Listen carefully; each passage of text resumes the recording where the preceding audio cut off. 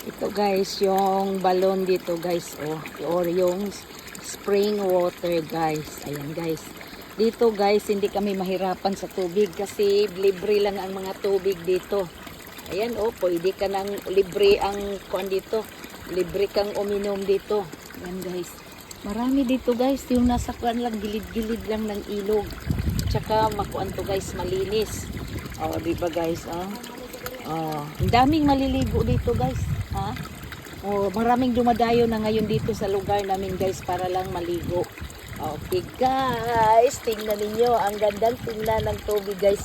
Kawayan, ang ginawa nilang pangsangga sa tubig guys ay ang kawayan. Ayan guys, diba guys? Okay guys, ito ang buhay probinsya guys dito sa lugar namin. Kaya sarap mamuhay dito sa probinsya namin guys.